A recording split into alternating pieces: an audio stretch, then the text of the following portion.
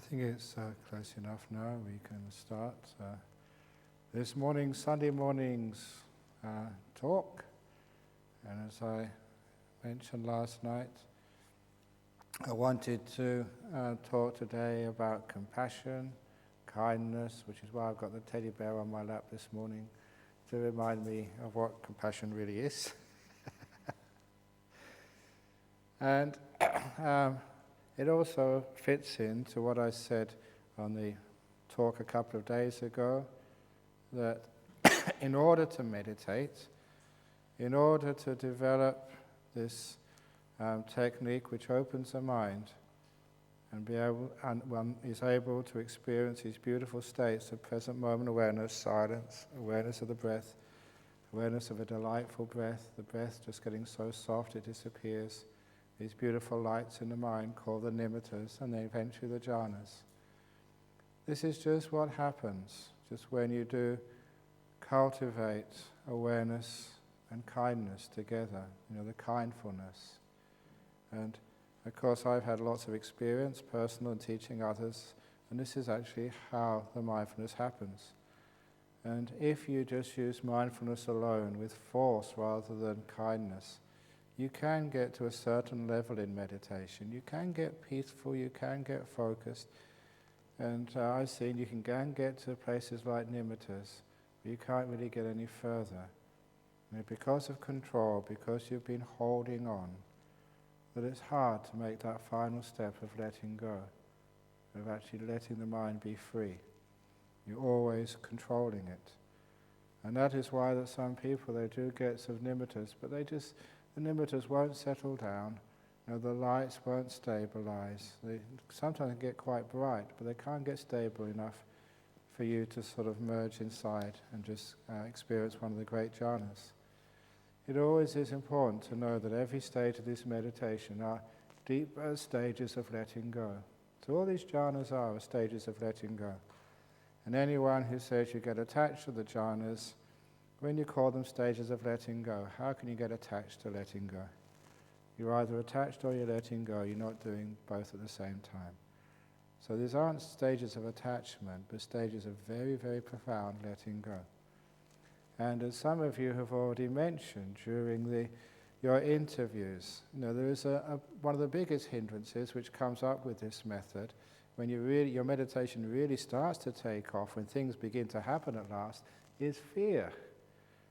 It's amazing just how frightening it can be to let go. And it's very much like, not quite like, but pretty much like jumping off on a bungee jump. You haven't done that before, and you think, oh my God, I'm jumping off this very, very high bridge or high tower, and I just got this little rope. I've seen other people do it, but I've never done it myself, and it's a bit scary. Have any of you done bungee jumping? Ah, cowards. I haven't done it either, so I can't speak. I don't know what my rose would do if I flew off a tower.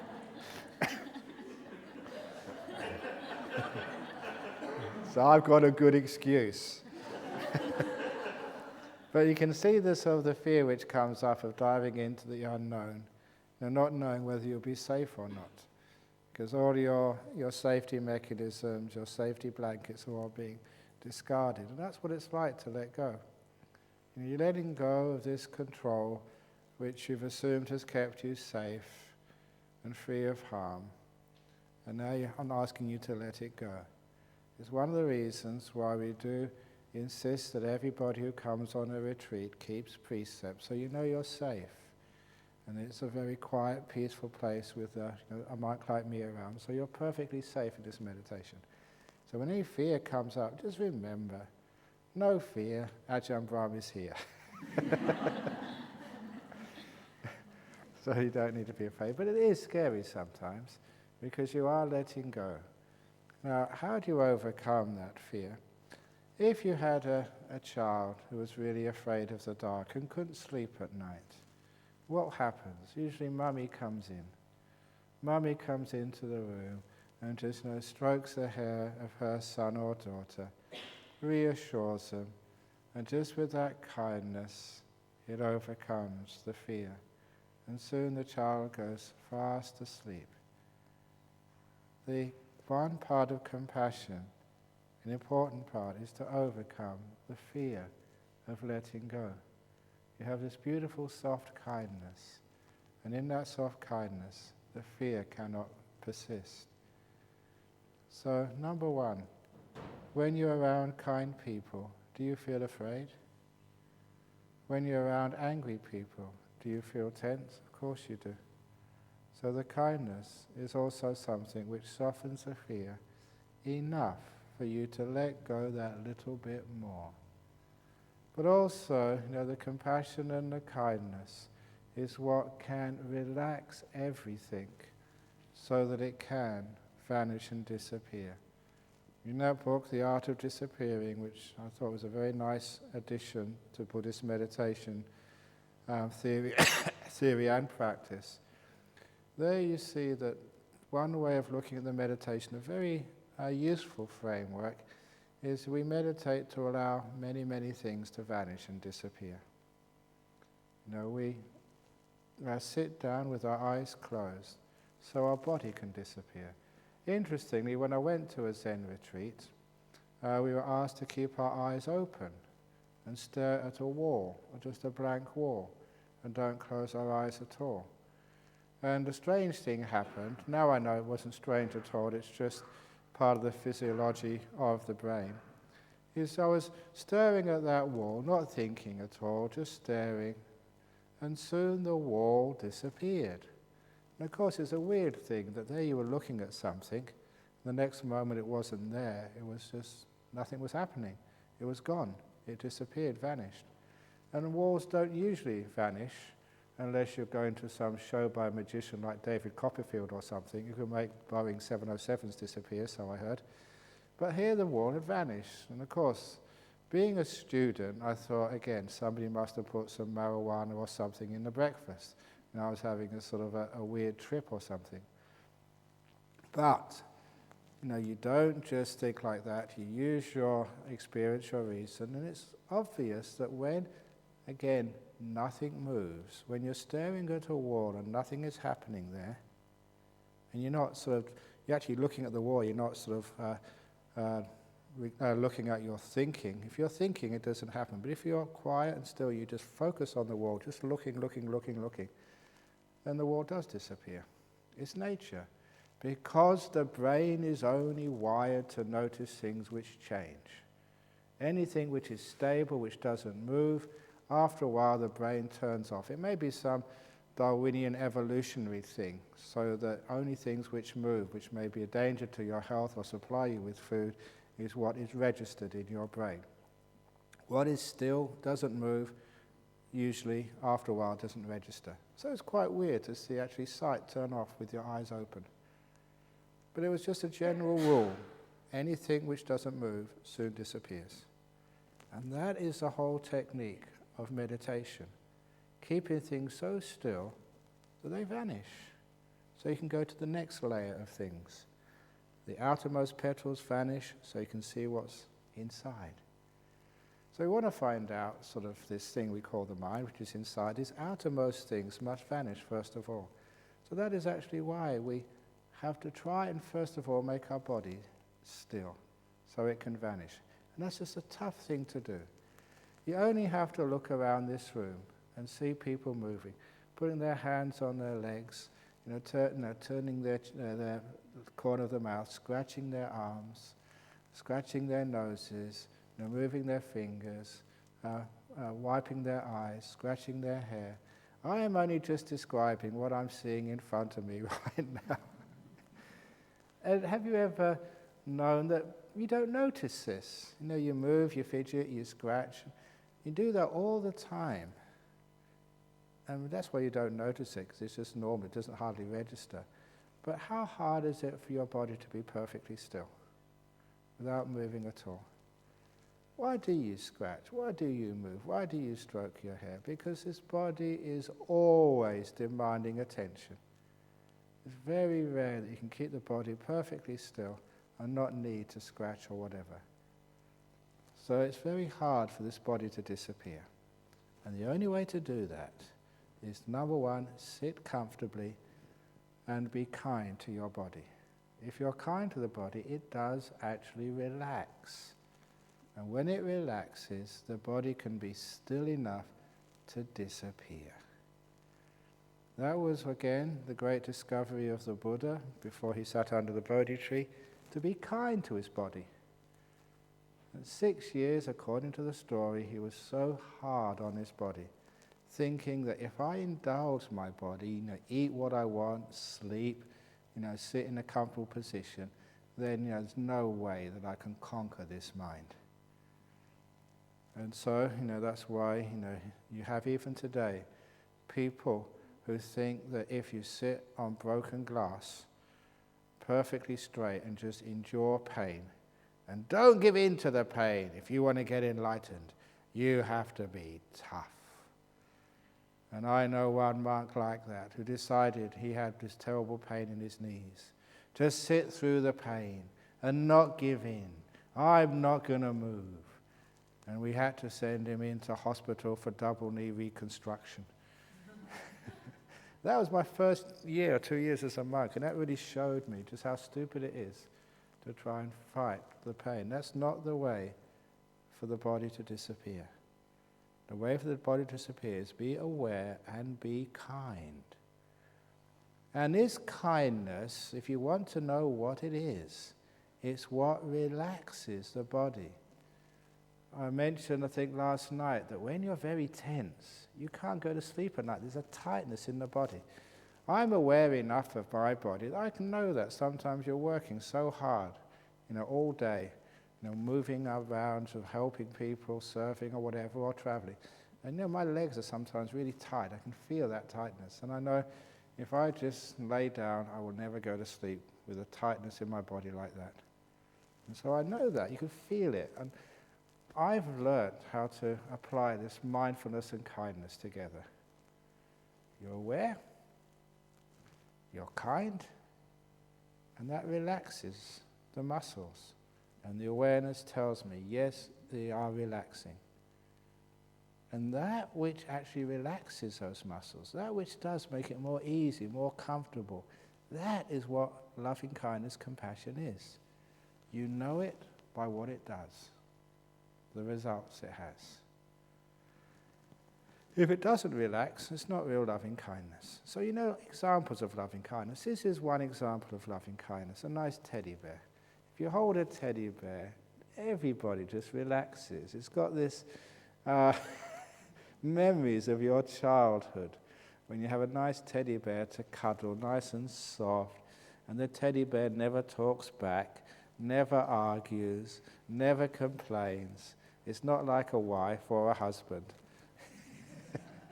It's something you can cuddle without any problems at all. And it feels very nice. It just brings you back to a childhood, where you could accept a lot of love easily. So you're accepting this beautiful, soft teddy bear, and it does relax you physically as well as mentally. And you can feel that body relaxing because you don't need to move, you don't need to scratch, you don't need to remove your hair, because everything feels really good. The compassion gives a feeling of peace and happiness. Not just peace. Peace is not good enough. If you just go for peace without the happiness, you can get pretty still in meditation, but it's dark, it's black, nothing is happening. There's no oomph to the meditation. It's the kindness which gives rise to the mindfulness and the happiness, which means that when things like the breath disappears, you're not going to a dark state, you get this beautiful mind. Because that sort of kindness is a very beautiful state. So you're being kind to your body, first of all, to relax it, so you can sit down and it disappears. It's because of kindness that we have chairs to sit on. We have mats to sit on. We have walls to lean against. If you haven't got enough cushions yet, please go and get some more. And again, anyone who wants to start a new business, you haven't got enough money yet, and you're working for some boss from hell, no, stop working from the boss from hell. Start a company making state-of-the-art meditation stools and cushions. And don't just do what other people do. You've got a cushion like that. Sometimes, have you noticed it's too big or it's too small? Have one which you can just press a button to inflate or deflate. Another button, because I remember going over even to Korea, but even better in Japan, they've got all these toilet seats, where the toilet seats are heated up, so you don't sit on a cold toilet seat, it can be just nice and warm. And of course, they've got that jet of water which cleans you without having to use toilet paper, and you can actually press the buttons to change the intensity of the water, whether it's very hard or very soft, the warmth and everything else. And it's a great thing. It's worth going to Japan to one of those hotels just to sit on one of those toilet seats and play for a quarter of an hour, which is what I did. play with all the buttons and see what happens. But you can do that with a meditation cushion. You can actually heat it up or keep it cool. And just, by a button, just get it just right. You can lift up sideways or whatever. And you can even have one with a coffee machine on it. So you have latte, black, white. So you don't have to get up if you need a bit of boost to overcome your sloth and torpor. So it's amazing what you can do with a bit of innovation on even meditation cushions. It wouldn't be such a bad idea, because you find if you give yourself that bit of kindness, rather than trying to be hard upon yourself, you'll find the body relaxes and you do get so peaceful you can let it go. So please, number one, that kindness has to start with your body, the bodily posture. And I really don't like it when someone say, no, you've got to sit like this, flat on the floor, your back straight, your head in, and all these unnatural ideas on how you should hold your body. You know your body better than anybody else. And sometimes that your body needs to lean this way or lean that way, that's just what your body needs to do. So when you're kind, you let the body do what the body needs to do. And on a few meditations, retreats, I've seen people with the strangest of postures. Sometimes they lean right over. And sometimes, you think, my goodness, you must have a bad back. And I asked them afterwards, do research. And how was the meditation? It was really good, very peaceful. And how's your body? Oh, I feel so relaxed. And there was the one case in the North Perth Retreat Centre. I was really concerned because one woman was meditating. She was all twisted around. And I could not imitate that posture without breaking my back and a few other bones. It was the most contorted position I've ever seen. And I was so concerned about this woman, that I took her aside afterwards and I said, look, how are you? Okay. She said, that's great meditation, so peaceful, I feel so good. And I said, how you were contorted? And she said, no, I didn't know that. I sort of started off like this, and I didn't know what my body was doing. I was nice, peaceful inside. And with more talking to her, I found out she was in a very serious car accident before. And I figured out that what was happening, that when she was peaceful, when she was letting go, her body was twisting around to the position the body needed to be in, to allow, blocked up energy channels to open up, to flow, so she could do her healing. The body knew what to do. All she needed to do was be kind enough to let the body alone and do what it needed to do. And she felt so good afterwards. So there is no perfect posture for you which you see in a book. It's what feels good. And you know to follow what feels good because of your kindness towards the body and trust towards the body. Your job is not to control your body and tell it what it needs. Your body, your job is to trust your body and give it kindness. And if you give it kindness, then the body will do what it needs to do. That's the same when people have trouble breathing, or they think they're not breathing in enough air, or they stop breathing for a while. Don't worry about it. Your body knows how to breathe. It's been successfully breathing all your life. It hasn't let you down yet, and it's not going to let you down now. So just be kind. Body, if that's what you want to do, that's fine. So this is actually how you practice that kindness. You ask your body, what do you want? What do you need to do? How do you want to sit today? Do you want to sit in a chair? Do you want to lean on against the wall? Do you want to put your feet out? Ask your body first of all. Because a lot of times, if we don't ask the body, we don't even know. We're not mindful. That's a great technique of mindfulness. Ask to get the information.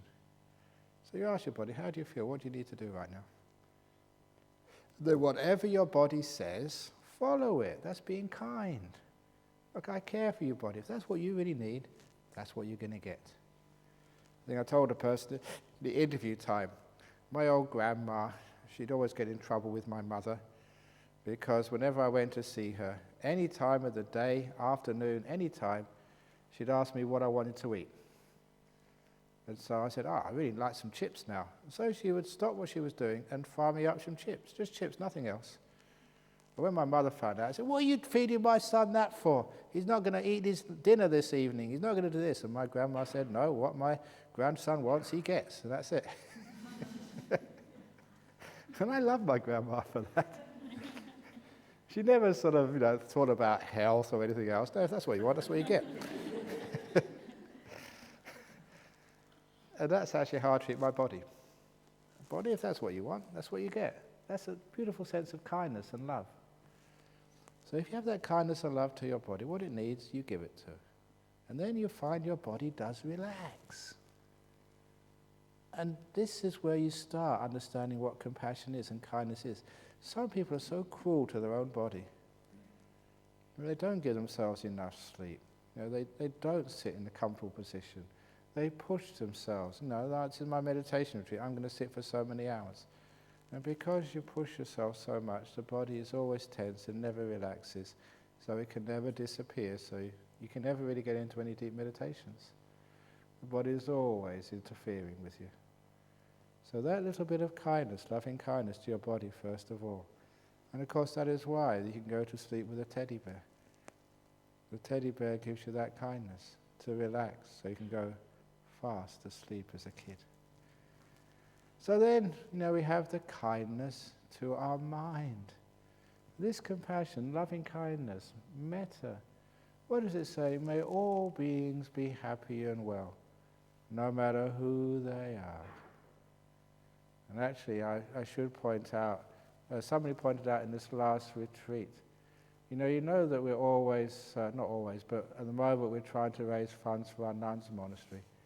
And I always sort of keep asking, why is it that people love giving donations to monks monasteries, they do okay, but nuns monasteries always have a very hard time to raise funds. And the last retreat, someone pointed out the reason why. It's because of our chanting, especially the loving kindness chant, we say. Because remember in that chant we say, let nuns deceive another. Let nuns through anger or ill will wish harm upon another. So last time we had a retreat, we changed that to monks. Let monks deceive another, or despise any being in any state. Let monks through anger or ill will wish harm upon another. So, no, the loving kindness is non-discriminating. Nuns, monks, lay people, laymen, teddy bears, whatever. May all beings be happy and well, no matter who they are. And that's the most important thing about loving kindness. It doesn't discriminate. It welcomes and accepts and is kind to anything, including any state of body or mind. Instead of trying to get rid of things, which is ill will, we welcome things. You got a headache. Welcome headache. Thank you for coming to visit me. You got a tummy ache. Welcome. Thanks for coming to visit me. If you can do that, you understand what loving kindness is. And it's a weird thing. When you first do this, you think, no, look, I've got a pain, I've got a headache, I've got to do something about this. I've got to take a Panadol, I've got to exercise, I've got to get some medicine, I've got to do something, I can't stand this any longer. Have you ever noticed it always gets worse that way? But if you've actually tried this, and said welcome, thank you for visiting me, pain. And you really have welcomed it, and be kind to it. It tends to disappear. So I said in some of the interviews, I remember the time when I was always, not one time, many times, playing soccer in London, in the streets. We had a sort of a council flat, like a government subsidised housing, so there's no gardens or anything to play soccer in. It was always down in the street. So playing soccer in the street with your friends. And if you go for a tackle, on the stone of the pavement or the tarmac of the road, you injure yourself. You scrape the skin off your knees. So I was always getting these scabs on my knees, from playing soccer on the street. And whenever the blood would come out, it would hurt. I'd always run to my mother. And she would kneel down and put her mouth to the open wound and kiss it better. And that's all it ever needed. And then straight away, after kissing it better, the pain would go away. And then she put a Band-Aid on, and I was off the next moment playing soccer again. Scraping the skin off my other knee. That was my life as a young man. I always remember that. But what I always remember, I took it for granted at the time, but I remember it today. As soon as my mother kissed that wound and gave it a bit of kindness, all the pain vanished. It didn't smart or hurt anymore. And the other thing, of course, I learned much later in life, is that, that was actually quite a dangerous thing to do. You had an open wound, and a person was putting their mouth full of germs on an open wound. And of course, it never got infected.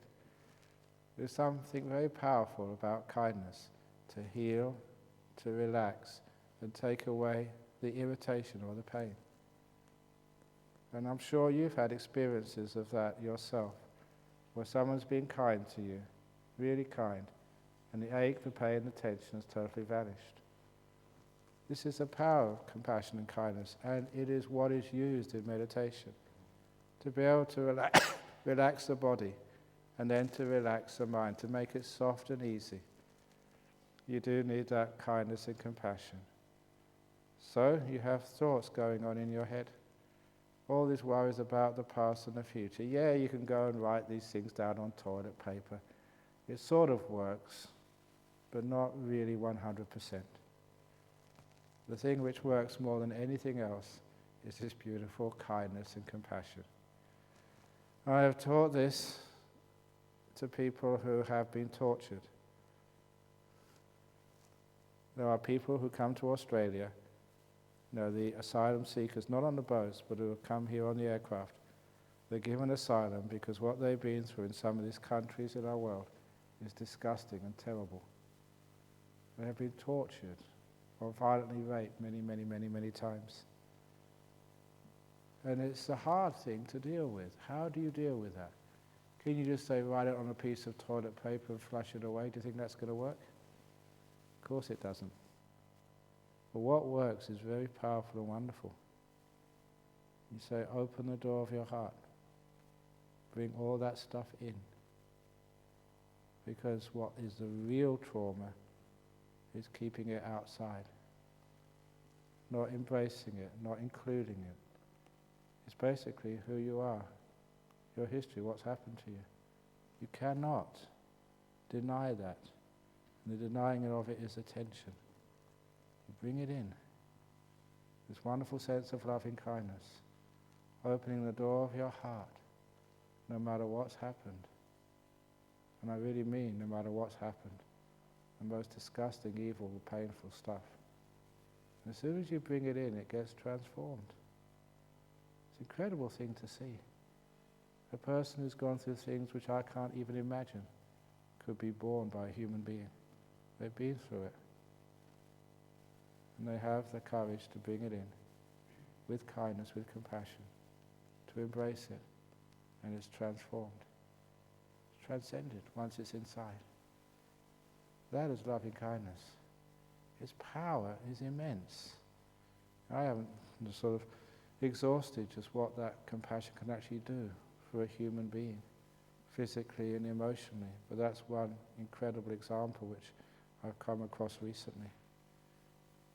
But if it's your mental world with all of your problems, which may not be as severe as some of the traumas people have been through in our modern world, Still, there's only way to bring you that ease, that peace. So the thoughts of the past and the fears of the future do not obsess you. Is to bring everything in. Don't keep anything out. Let it be, and be kind. And of course, that simile I gave last night of the Buddha and the anger-eating monster, that explains how it works. If you keep it out, it gets worse. You bring it in, it gets a little bit less every time. So that anger-eating monster, when you get your mental world, all the thoughts of the past, the thoughts of the future, all the fantasies and other things, how many times do we try and say, no, I shouldn't be doing this, come back to the breath. Come on, come back to the breath. Stop playing around, come back. Can you see how cruel that is? Just how controlling, and how that will never give rise to deep meditation. You can try all your life to fight those thoughts, and fight those memories, and fight those anxieties, and you'll always end up losing. Instead, we have this beautiful method of meditation called compassion. Kindness, come in. You can come into my house too. Your stupid thoughts, come in. What happens when you let these things in? They start to vanish. They lose their strength. They lose their hold on you. And you don't need to think anymore when you're kind. You don't need to worry. You don't need to dwell in the past so often. With that beautiful compassion and kindness, your lotus just opens up, and actually quite quickly as well. With the kindness and compassion, as I said in one of the first similes, like going out with a friend to have a cup of coffee. If they're control freaks, they tell you what to drink, where to sit, and how long for, gee, that's a pain in the neck. You don't want to go out with someone like that. And of course the simile was, that person who's controlling is you. And going out for a cup of coffee is a simile of meditating. Come on, watch the breath, don't have any thoughts, no fantasies, don't go to sleep. I'm telling you, you've done that too many times before. Of course, if you treat your mind like that, your mind always wants to run away. But if you treat it with some kindness, compassion, if you want to think, that's fine. Go and think. If you want to fall asleep, that's fine. Just go asleep. Mind, what do you want to do? Not what I want to do, what do you want to do today? And if you allow your mind to do what it needs to do, out of kindness and compassion, just like my grandmother, if you want some chips, fine, you have some chips. Doesn't matter, just if you do that kindness, you'll find I love going to visit my grandma. And it wasn't just for chips, because she was this incredibly kind person who never tried to control me or put me down, who just wanted to love me for the sake of loving, never asking anything back in return. Now that's actually what you do with your mind. You don't ask anything back in return. Just let me care for you. Whatever you want to do, that's fine. I give you total full permission. Then of course your mind wants to hang out with you. You don't need to force the attention on anything. You just got such a beautiful mind because you've been kind and caring for it.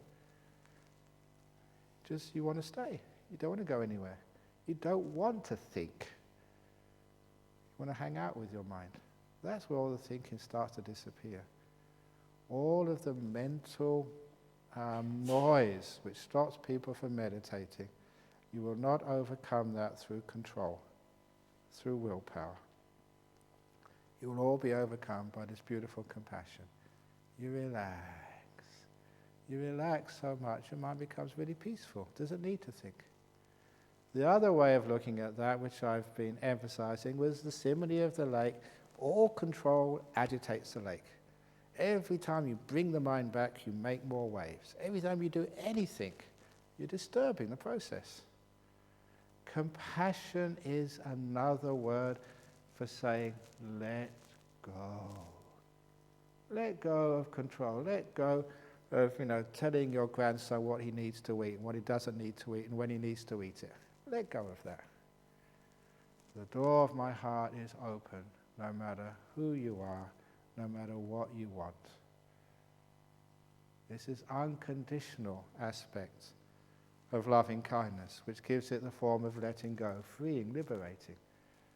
So you're not controlling, you're not demanding, you're not judging, just letting things be. Which means you're not creating any waves on your lake. So the waves, they get less and less. You don't need to think anymore. So don't just go controlling. Unfortunately, the many people teach meditation like this. Okay, sit down this way, don't sit down another way. You know, the right leg over the left leg, not the left leg over the right leg. Bad meditator. Back straight, don't hunch the back. Neck down, close your eyes. Watch the breath. Don't watch it here, watch it there, or watch it somewhere else. Where I tell you to watch it, don't watch it anywhere else. And this is what you should do. It's so much controlling. And people get into that, and they get really stressed. You will find out if it's a good meditation retreat by how you treat people when you leave. I know many people, they said they've been to meditation retreats, or they sent their husband there, and he's much worse when he comes home than before he left. Gee, what have you been doing? That can't be a good retreat. I don't know what they're teaching you there, but it's not right. You know that if you're kinder, softer, more relaxed afterwards, then that was a good retreat. So if you actually try and control your mind, it gets really tense. It can never get into the deep meditation. It can never find stillness. Compassion. I often say during my meditation, I remind myself of my own story. Mind, whatever I'm experiencing now, maybe dull, maybe thinking, just maybe getting absolutely nowhere. The door of my heart's open to this moment, no matter what it is. Come in, I can be with you no matter what you are. Absolutely no judging the state of my mind. And this is actually where I realize it's not what I am observing. That's not important at all. Whether I'm observing dullness or restlessness or pain, that's not important. What is really important, what I really try and focus on, is how I am observing whatever it is I'm aware of. Am I trying to get rid of this? Am I trying to move deeper? Am I trying to get something or get rid of something? Am I really caring for this moment? Or am I trying to control and get rid of it? To move on to something different? And if I find out I'm trying to move on to something different, trying to get somewhere else, I realize I've lost the plot. So instead, what I do, I always make sure I open the door of my heart to this moment, no matter what it is. And I respect it. Part of loving kindness is also respect. You know what it's like when you're not respected? At home, at work, or in a meditation center? Respect is such an important part of loving kindness. When you're respected by your partner, by your parents, by your friends, by your monk, when you're respected, that's part of loving kindness. It means that you're not sort of this unimportant idiot anymore. So I respect every state of mind which I'm aware of. I don't try and get rid of things. Whatever this mind state happens to be, it's there because of causes and effects. I respect it and I care for it. So even dullness, even thinking, even pain, discomfort, whatever, even I haven't got into the jhanas today or whatever it is, I just respect any old mind state. Because you respect those mind states, because you care for them, you open the door of your heart to them, the attitude totally changes. You're making peace, you're being kind. Everything is starting to work again. And I've practiced this so often now. Whenever I get stuck in meditation, you're going somewhere and it's 5-10 minutes and it's the same old stuff, and I just stop and just add my kindness. Oh, it's okay, never mind, you're okay, Ajahn Brahm. Sometimes you get your hand up, oh, it's all right, Ajahn Brahm. I know you've been working very hard. It's okay, you don't have to get into jhana today. You don't even have to get nimittas. You can just fall asleep if you want. And as soon as I'm kind, then the meditation takes off. It's amazing. Even when you get sometimes, one of my tricks, you get to nimittas and you want to sort of take them really deeper. I'm kind to my nimitta. Oh, nimitta, it's so good of you to come and visit me. Yeah, I know maybe don't deserve you, but it's so nice of you to come. You can go if you want, but you can stay if you want. I really love you and care for you. You're really nice to come and visit me again. It may not be the best nimitta, but I can't be just judgmental. Even little nimittas I like. That's why sometimes I can go and give big talks in big places, but I also like going to small places and giving small talks to small groups. I go to this Armadale group, whenever I can. There's only about 20, 30 people go to the Armadale group. And you go over to Sri Lanka or Indonesia, you get 5,000. So what am I wasting my time going to see this small little group in Armadale, only 20 or 30 people for? I'm a big monk now, I should go to big places. No way. There's something about being kind to everybody. So you can understand just that little bit of kindness to every state of mind, not just the brilliant states of mind, even just the ordinary states of mind, the states of mind which no one else likes, I will like them. Sloth and torpor, no one likes that. Okay, I will love you, sloth and torpor. I will take all your sloth and torpor, you give it all to me, and I will love it to bits. And then you find, of course, with that attitude, the nimittas get incredibly powerful. Those nimittas, for example, I'll say more about this later on, they are reflections of your mind. It's like looking at your mind in a mirror, just like you look at your face in a mirror. That's what's happening. You're seeing your mind. And if your mind is beautiful, you have this incredibly beautiful nimitta. And we all know how beautiful loving kindness is, and how ugly control is. And if you actually you got a nimitta and you just add this loving kindness business, it just gets brilliant. Beautiful, gorgeous, which you'd expect from loving kindness. You're purifying your mind. So sometimes that's what I do. I remember loving kindness, come on, loving kindness. And my nimitta just, it gets beyond words. Incredibly beautiful. The most beautiful thing you could ever see. This is nice. And all because I just added that little bit of compassion and kindness. Open the door of my heart. Let things be. When you understand what this really is, you understand the profundity of Ajahn Chah's simile, sitting under the mango tree. You have to be still. You also have to be kind. He said opening your hand.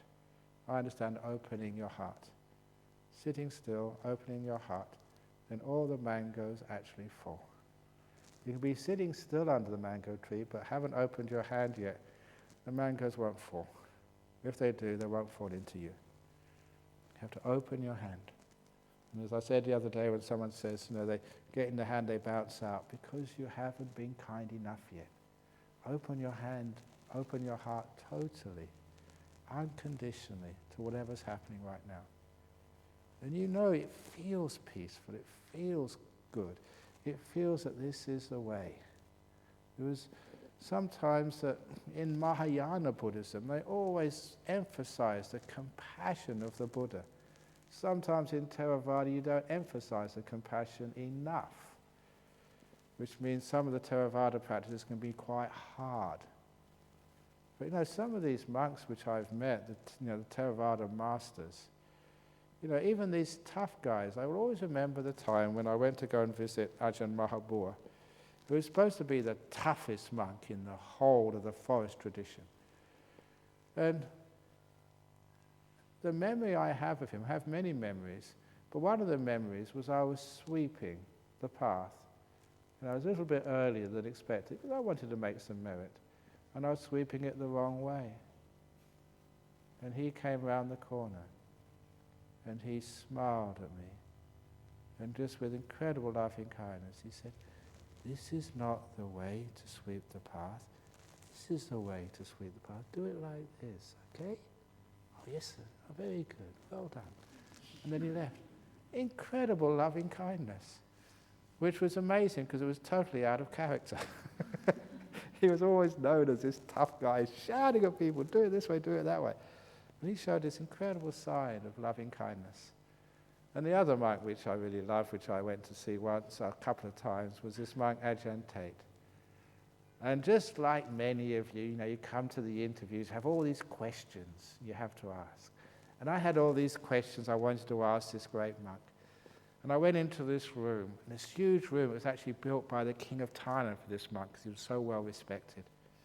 And I looked around and I couldn't see him at first because there was this tiny old monk sitting in a chair in the corner. It was to me straight away, he didn't belong in a big room. He was just a simple monk. Just the king had put him in there and he didn't know what to do in such a big room. So there he was sitting in the corner. And as soon as I went to see him, just like sometimes it happens to you, all your questions vanish.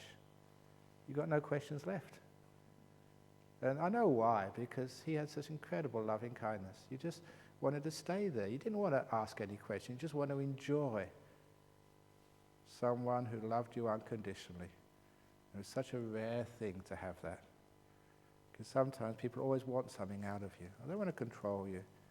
But to love someone totally unconditional, I went so peaceful and quiet. And it was afterwards somebody made this great simile of the spikes. He said, a great little simile, like everyone has got spikes, invisible spikes coming out of their body. Some people's spikes are really long and very sharp. So they come into the room you're in and you feel really uncomfortable straight away. We all know people like that. They make you creep. Yeah. They got such long spikes. Most people have got average level spikes. You can talk with them, you can sit next to them on a bus or on an aircraft. It's okay. You get a bit close and you get scratched. And most kind people like you guys, you still got some spikes, which means somebody snores in your room and you show them your spikes. You can get so close, but not totally close. But there's some people like this Ajahn who've got no spikes at all. It doesn't matter who you are, how close you get, how stupid you are, you'll never ever get scratched. And those are the incredible, wonderful, beautiful people in this world to be around. When I sat there, all my questions went, and the thought came up, I'm not going to leave. I'm going to stay sitting here until I die. Because you felt so peaceful, so embraced, so unchallenged. Because you know what life is like? You're always challenged. You always have to do something. There's always something you're doing wrong. I spent my whole life trying to figure out what I was doing wrong. You weren't doing anything wrong. It's just people, that's all.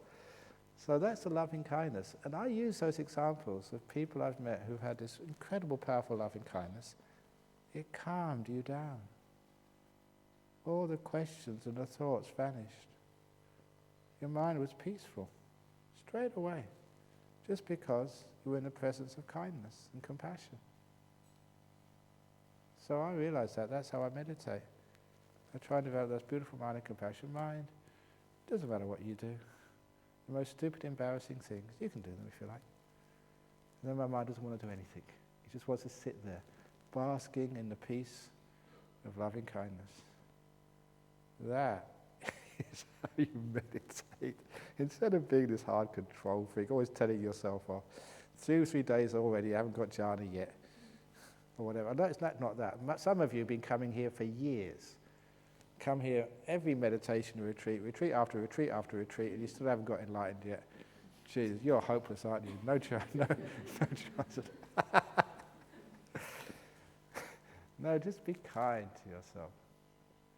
Now, when I've been talking about this compassion, I think you get the understanding what it is and how powerful it is. It's so hard to put into words. That's why you can't really put kindness into words. You feel it. You get the teddy bear and you just cuddle it. And there you can feel kindness. You can feel compassion. You can feel non-judgment. You can feel peace starting to arise inside of you. You can understand that this is just how the lotus opens up. With kindness and mindfulness together, the great kindfulness, you relax, you get peaceful, and you just sit here, basking in the freedom of not being judged, of being respected, of being loved for who you are. And because of that, you make no waves, the mind settles down, it's a natural process. You just maintain this beautiful non-discriminatory kindness, awareness, letting things be, and respecting whatever comes up in your mind from time to time. Even bad stuff, good stuff, who cares? I don't know the difference sometimes. Let it all come up. Let it be. Respect it. Be kind to it. And you find everything gets slower, softer and calmer. And you get really, really peaceful.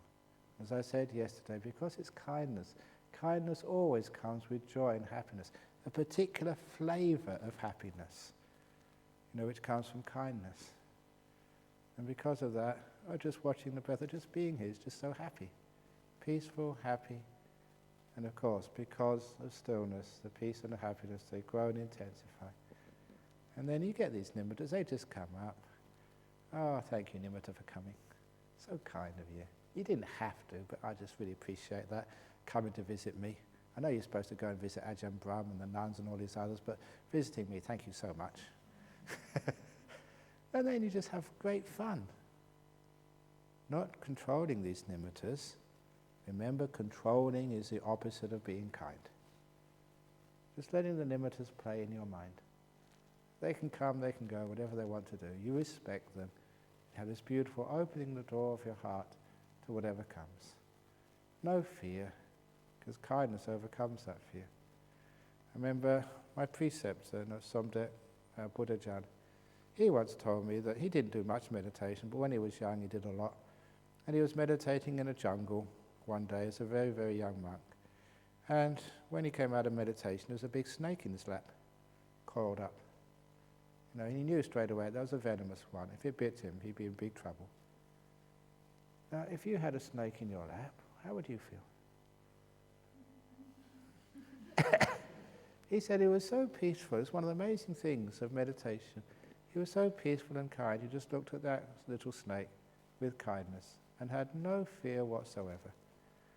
And afterwards he said that surprised him, because how on earth could the fear have disappeared when he knew it was a venomous snake sitting right in his lap? Because his mind was peaceful and kind, fear just doesn't come up.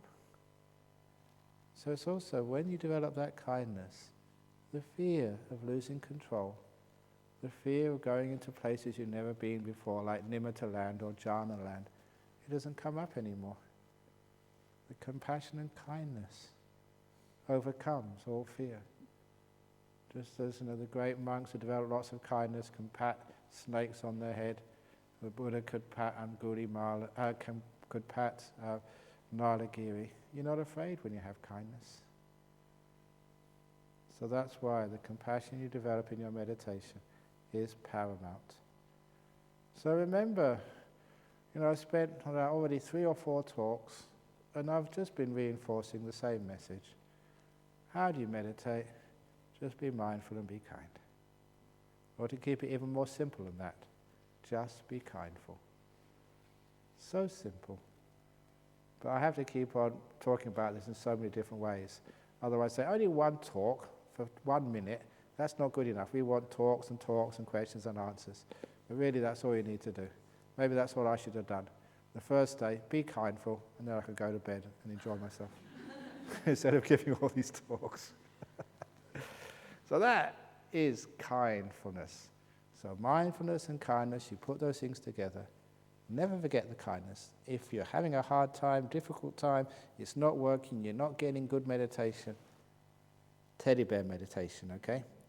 Take the teddy bear, put it in your lap, cuddle it, and then go into jhana. Ooh, yes. So this bear is called Jhana Bear. Jhana go. So anyone got any questions about the kindness talk today? I think I've reinforced it enough. Not maybe enough, because you still won't do it, but maybe you do it a little bit more.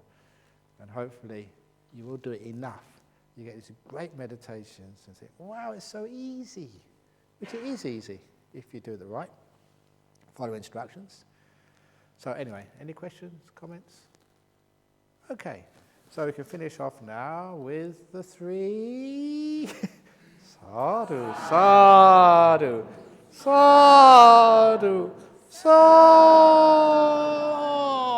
Oh, sorry. Sadhu. Very good. Okay, so now we have interviews for those who want interviews.